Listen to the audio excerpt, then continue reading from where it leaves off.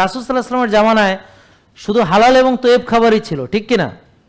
কারণ হারাম খেত না, আর তো যা খেত সবই অর্গ্যানিক। তো এই খাবার নষ্ট হলো কখন থেকে?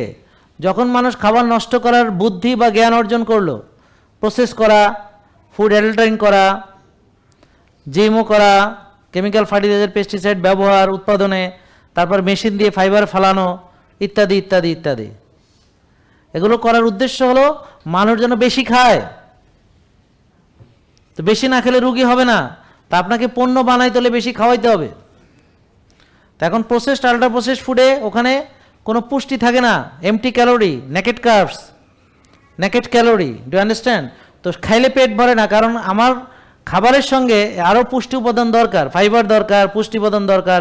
কারণ শরীরে শুধু কার্বোহাইড্রেট, ফ্যাট আর আপনার প্রোটিন দিয়ে শরীর চলে না, এর মাইক্রোনিউট্রিয়েন্টস দরকার, ভাইটামিনস, মিনারেলস দরকার, ফাইবার দরকার।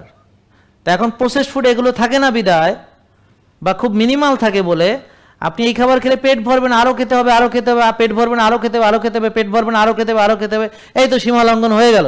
তারপর বুড়ি বড় হলো, তারপর অলসতা আসলো, তারপর ফ্যাটি লিভার হলো, ডায়াবেটিস হলো, উচ্চ রক্তচাপ হলো, এখন ব্যায়াম করতে পারেন না, এখন আর পারেন না, এখন আর পারেন না, ঘুমাইতে পারেন না, ব্যায়াম করতে পারেন না, ভোরে উঠতে পারেন না, রাত্রে শুলে ঘুম আসে না, ভোরে উঠতে পারেন না, অলসতা, উঠতে পারেন না, নামাজ পড়তে পারেন না, ব্যায়াম করতে পারেন না, হাঁটতে পারেন না, খাইয়ে হজম করতে পারেন না, মানে এবার এখন আর আপনি অপারগ।